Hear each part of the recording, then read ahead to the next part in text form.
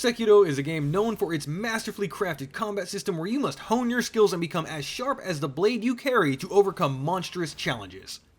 So what if instead of doing that, I just hammered R2 on my controller until it broke? This is Sekiro, but prosthetic tools only. Our story begins the same way many of my college nights ended, at the bottom of a well. After running around, I find Kudo, who hands me a sword? No. Small children should not have something so dangerous. Instead, they should play with something much safer. Like a flamethrower.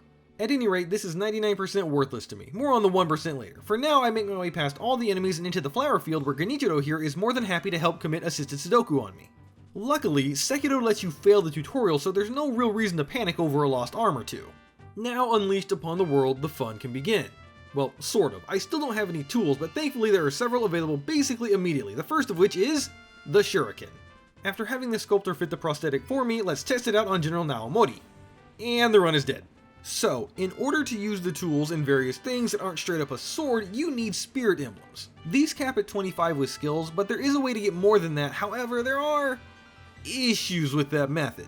I have a solution, but for now, let's just grab some other tools first. I head over to this lady who mistakes me for her son and gives me a bell. Honestly, I'd rather get socks or one glove, but that's fine. I then use the bell, which is laced with shiitake mushrooms, to hallucinate myself into the past. Here I grab the flame barrel and axe, adding 2 more tools to my belt. Back in the waking world, it's time to reveal my master plan. It's cheat engine. Yeah, so maybe early game, if I farmed all the skills to max my spirit emblems, some of the early bosses could be done, but honestly I just don't think it's possible. There is the ceremonial Tanto, which awards 5 emblems per use at the cost of your health, similar to Bloodborne's blood bullet system. However, you only get 3 charges before needing to reset, so 40 emblems total. Not to mention the fact that the Shichiman warriors are, not the easiest thing to kill in this run, but I digress. So without cheat engine, this run is basically impossible. Even if you manage the max damage of every tool, it's just not enough to take down the majority of the bosses. As such, this video is less a real challenge for can it be done, and more of a thought experiment. What would Sekiro be like if FromSoft never implemented a limit to spirit emblems? Spoiler alert, the answer is piss baby easy. Like, completely unrestricted, this run is the easiest thing I've ever done. I mean, sure, yeah, I'm using cheat engine, totally fair, but I didn't realize how absolutely busted some of these tools could be. I mean, just look at this. Anything that is programmed to deflect shurikens is basically a free win. As much as I wanted to just play like this, I know some of you are here for the pain, so I did restrict myself even further. Let's go over the rules. Number 1, prosthetic tools only. Kind of a no-brainer.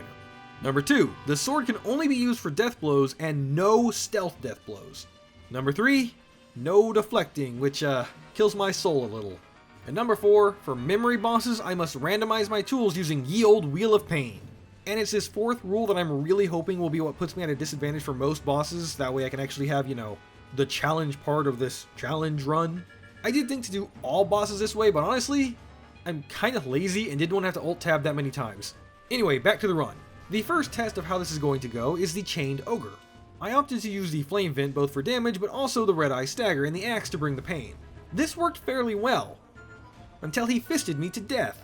Fortunately, the game isn't called Shadows Die Once, and I'm able to spring from my shallow grave and pull out the win. This is peak gameplay right here. Giant snake in a giant ravine. What did you mean by this, From? I quickly double back to this memorial mob to buy the firecrackers, but they are so expensive. Whatever is a shinobi to do? Yeah, so infinite money and infinite something else are on the table, but first, Gyobu. The wheel has spoken, and it says firecracker, shuriken, and axe. Okay, I can work with that. My initial plan was to try and get close, hit him with the fireworks, and then an axe blow for big damage, and it did a lot of posture damage. I didn't know it, but I guess he takes increased posture damage while he's under the fireworks effects? Or something? I don't honestly know why that dealt so much. But unfortunately, the first attempt does not go in my favor and I die. Second try, I thought I would just spam the fireworks. It did not work as well as I had hoped. Third attempt goes great. I ended up getting him against a wall where I can shove my axe into him repeatedly. Unfortunately, he Uno reversed me and pins me to the wall with his long spear. Yeah, I know YouTube thin ice. Also, the keen-eyed among you might have noticed something wrong with this clip. I have infinite heals.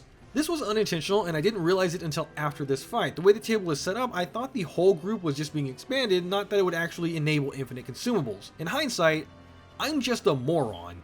You could say this invalidates the run, but I mean, I'm literally using cheat engine for it, so But that being said, after this fight I did realize the issue and disabled infinite consumables while still having infinite spirit emblems enabled.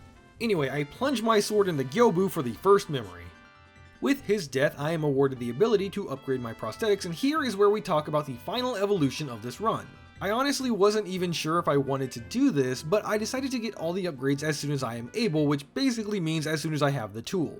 My reasoning was that I wanted to diversify the pool of tools as quickly as possible in order to increase the likelihood I would have some weird setup for bosses, or rather decrease the likelihood I would pull the game-winning shuriken. I mean, I've already doubled the amount of prosthetics I have available, and we're just getting started. Hey, post-video production Doom here. I scrubbed through the video and couldn't find a good place to say this, so here it is just kinda shoved in. I just want to say a massive thank you to everyone who checked out my game on Steam. I deeply appreciate it, and thank you so much for all the feedback I've gotten in the reviews and whatnot. There are several things I want to talk about with it, but that's probably better suited for the dev channel. Guess I really should make a post-mortem video over it. Also, if you have no idea what I'm talking about, extreme TLDR, I have a game on Steam. It's $3. I use the term game loosely. It's more like an interactive art project, literally only 15 minutes long. If you want to check it out, I'd be super thankful, but please don't feel obligated to. Also, second channel if you're interested in hearing about my process or the new project I'm working on. Yeah, so right. Thanks again, everyone. Back to you, Sekiro Doom. Next up is the Blazing Bull. Plan A was to stun him with firecrackers, then just spin baby spin. It was going great until it just didn't. Plan B was Plan A again, except this time, successful. Okay, I'll be honest, I totally thought the axe was just worthless aside from the 3 shield enemies in the game, but no, it's kinda great, I love this. Sir, I'm trying to reach you about your carriage's extended warranty? At the base of the castle, I grab Sabimaru. I'm sure this is going to end well for me. From the backyard, I buy the umbrella, unlocking many more options for tools. This guard unwillingly decides to donate his body to pyromancy, then I head back to my hole in the ground to encounter the next problem, the Lone Shadow Long Swordsman. See, I thought I would be able to spin to win, but it turns out I'm not the only one who gets hyper armor on spinning. I thought maybe Sabimaru would be fast enough to lock him into always deflecting, and then the passive poison would just take him out. It did not. I then thought to set him on fire and use the axe for damage and the umbrella for defense, but this combo was far too slow. Then a single thought occurred to me. I was just thinking too hard. The answer is always pocket throwing stars.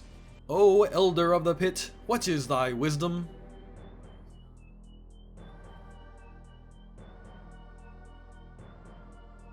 So this is the route I normally take when I play this game, but I realized I had forgotten something. The spear. So I make a quick return to the castle, make some Yaki Mystery Niku, and grab the pointy stick.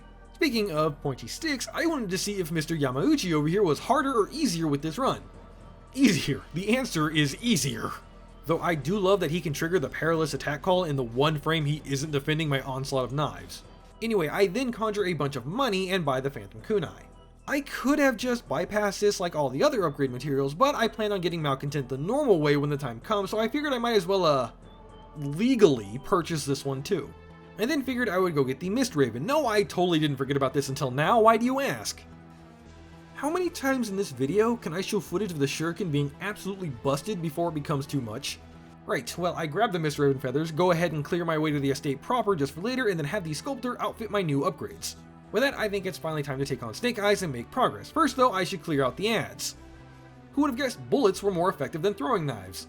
But you know what's better than bullets? That's right, kunai with chain if you spell chains like this! So at this point it should be pretty apparent that I handled most encounters by throwing shuriken. I won't continue to milk the joke, mostly because I'm running out of ways to do it. Instead, I would like to take this time to thank all my Patreons. You guys help keep the dream alive and I truly appreciate all the support. Stay beautiful, y'all.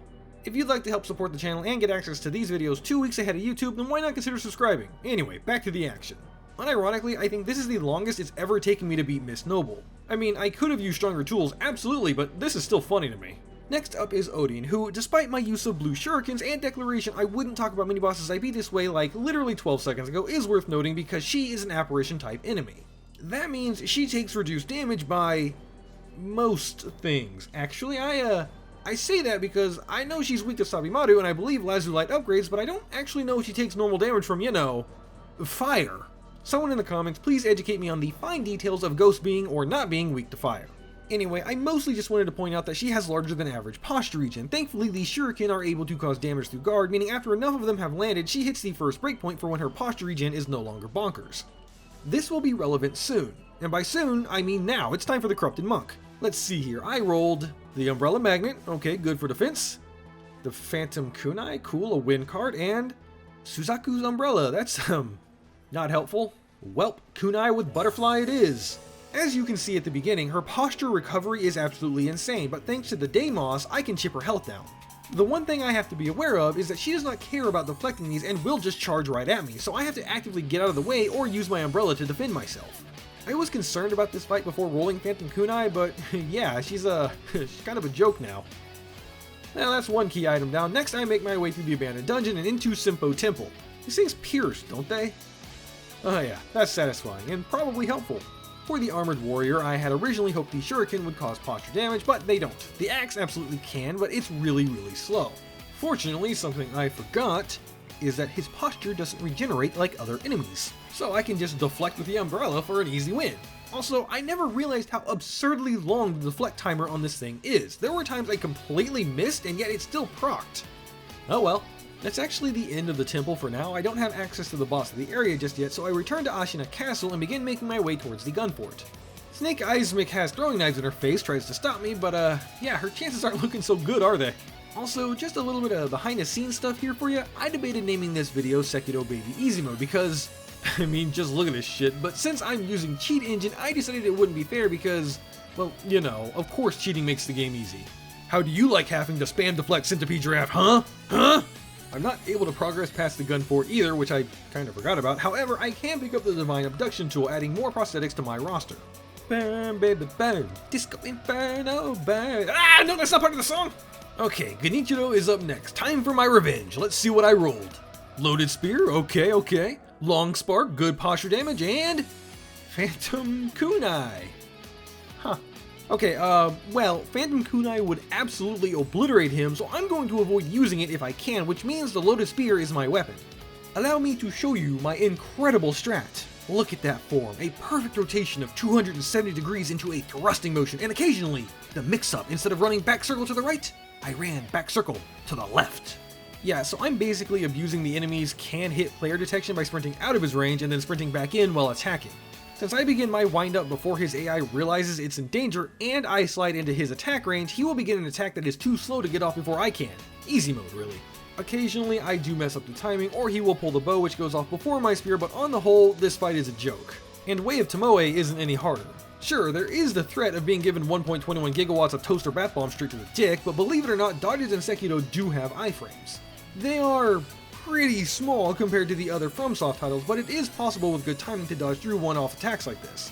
And before long, I pay Genichiro back hand over fake fist. He then reveals that he has evil anime plot armor and leaps from the castle tower to plan his next move. Kudo and I have a nice little talk, then I head over to see Ishin, but it would seem Grandpa has wandered off again. This is actually the first time I've ever seen this happen because I normally always do the Tengu side quest after Gyobu. So I just head over to not Ishin, get the description of some rats, nearly get dogpiled to death, then oh looky, not Tengu is back. Now I could do either the monkeys or the big singular monkey, and I opted for the latter. If I could wield fate, my desire for this fight would be to have any of the spears and any of the umbrellas because then I could capitalize on Phase 2's weakness, but I only got one of those. I rolled the Age Feather Mistraven, Lazulite Shuriken, and Suzaku's Lotus Umbrella. Why, game? Why do you keep giving me the Shuriken? I don't... Guys, really, I'm not fudging these outcomes. Jane, you can vouch for me, right? Thanks, Jane.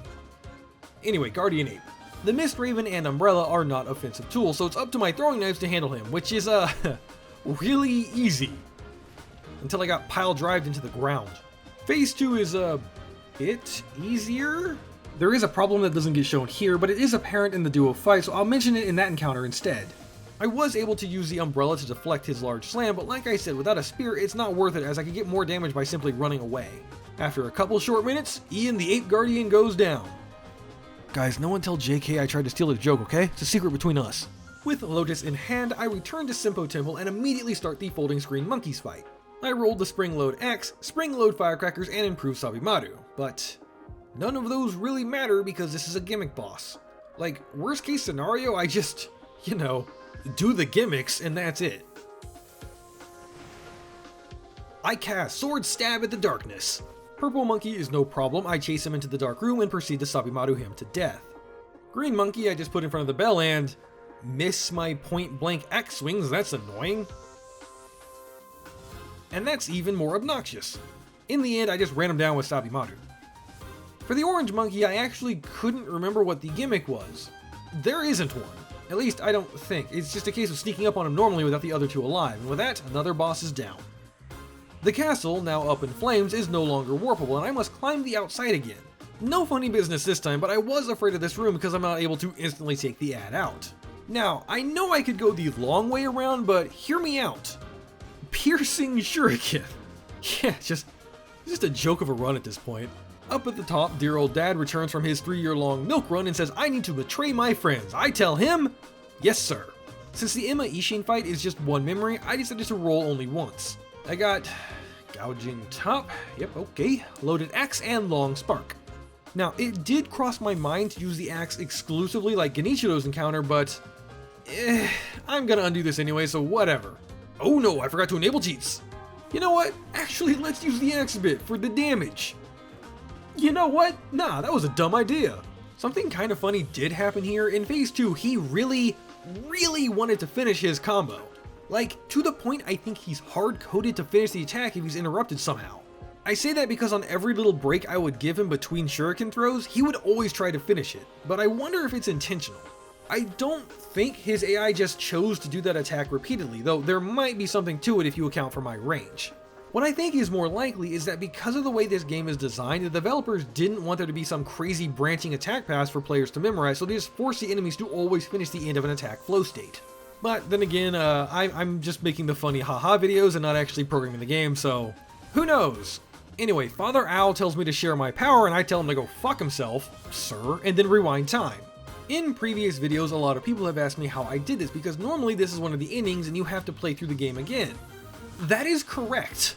This is not some in-game way to get around this, I'm just using save states, but that bit me in the ass this time. See, this recording session started before Emma, and it ended at the Divine Dragon.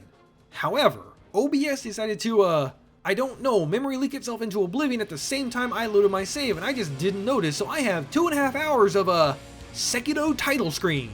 As such, from here on until the dragon is me redoing every single fight.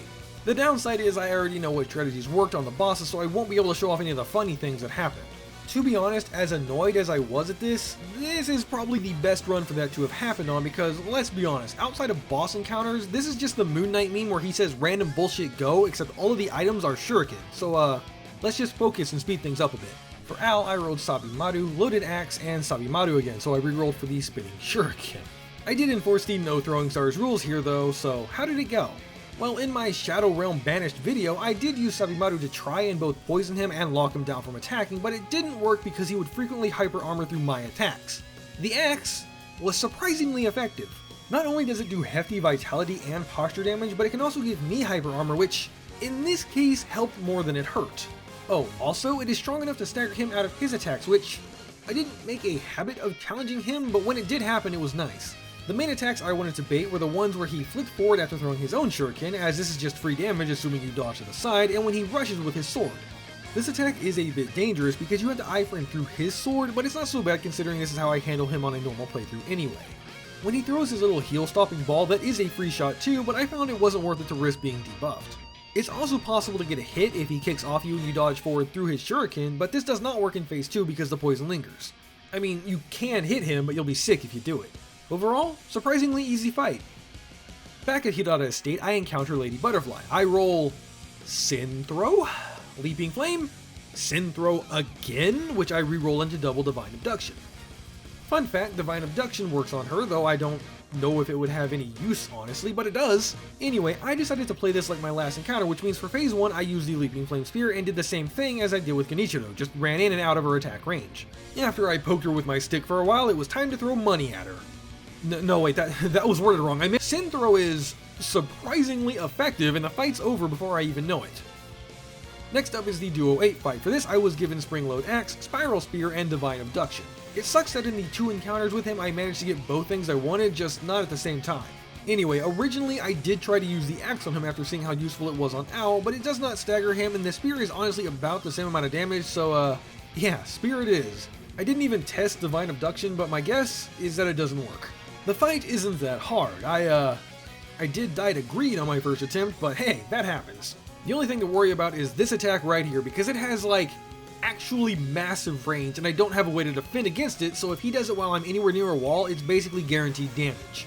But avoiding that, the ape is re-dead again for the first time.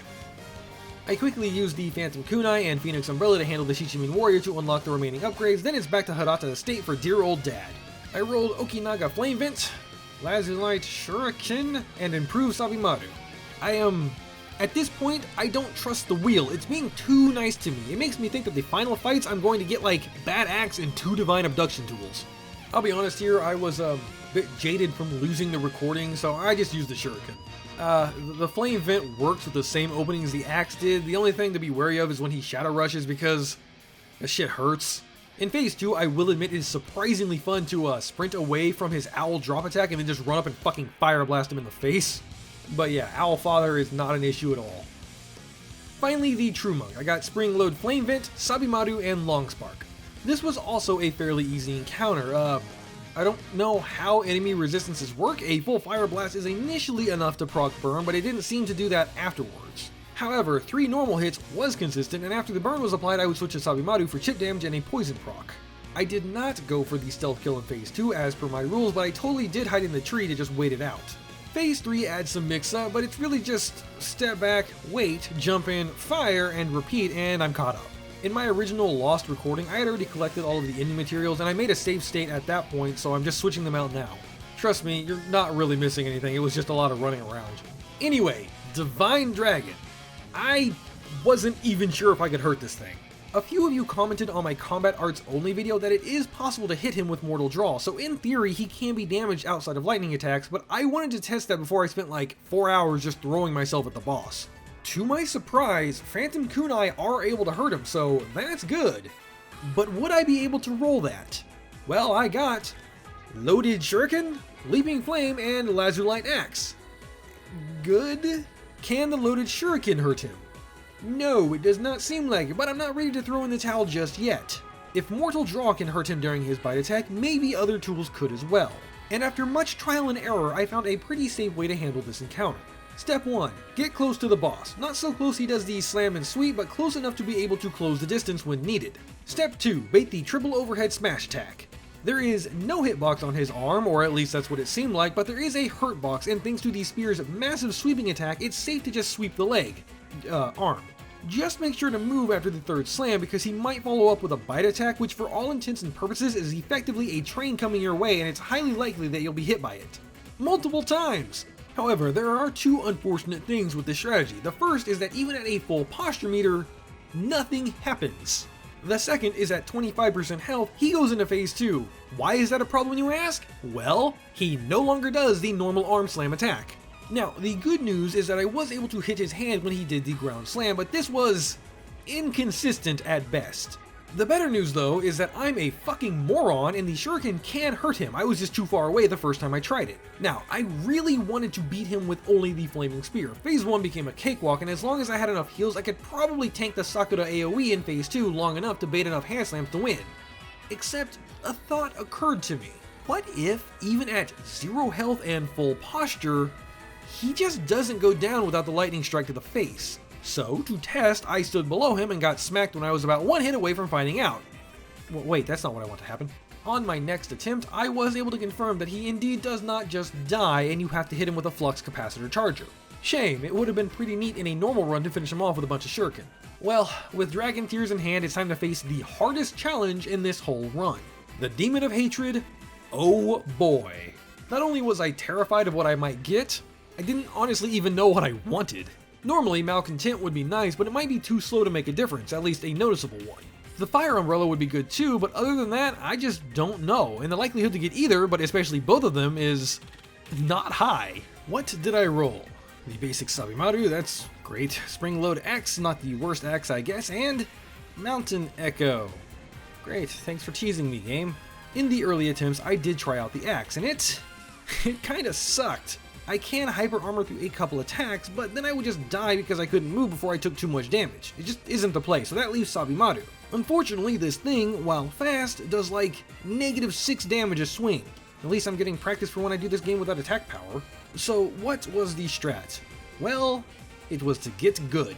No, I'm not kidding, I just had to find the right times to attack and capitalize on them while avoiding getting hit. Sabimaru, despite being piss poor in the damage category, did actually stagger him with some fair consistency, plus he is poisonable, so that's nice. So the actual strat is to just run around to his left. Like, that's it. Easy, right? Well, not really. His attacks do substantial damage, but there are two specific ones to look out for. The first and biggest pain in my ass was the sweep. This dealt like 90% of my health, which meant that in addition to putting me in one-shot range of all of his other attacks, it would take at least 2 of my heals to be out of a second sweep's one-shot. The other one is his little 2 hits to stomp combo. The reason it was an issue is that even if I'm sprinting to his side, it stretches far enough to clip me. This can be avoided by dodging, but I have to dodge with the attack, making the timing extremely tight. And if I dodged against it, then his follow-up would probably hit me. To top it all off, this is a 3-stage fight, so we're in for a long one. I actually went out of my way to pick up the remaining gourd seeds so I could have more healing, which honestly is probably what pushed me through in the end. Well, that and one little discovery. So you know how I said the sweep hits hard? It took me like an hour to remember. It was a sweep. Now, to my credit, I didn't expect his body to not have a hitbox while he did it, but yeah, when I switched from trying to sidestep that god-awful attack to just jumping it, easy game for babies. Winning attempt took like 8 minutes, but hey, he's dead, and with that, there's only one left. Let's just get straight to it. For Gini and Ishin, I rolled the loaded umbrella, nice, I can defend myself, pocket money, and the loaded shuriken. Game, no, not even game. Web browser wheel? Why are you like this? Whatever. So, fun fact, Genichiro was actually harder than Ishin just because he would randomly decide to hyper armor shoot arrows at me, and if I wasn't paying attention, I'd just take him to the face. That being said, Ishin is, anticlimactic. I mean, his posture recovery is not as godlike as I'd assumed it was, so this just works. I figured in the end I would at least deflect his attacks. This is not the umbrella that spins. Second try, I don't play around, I just go at him with Synthro. It's slower than the normal shuriken, but like, it's just as effective. And after I throw enough money at him, Ishin is on his knees in front of me. No, YouTube, wait, that's not an innuendo, that's actually how the fight finishes.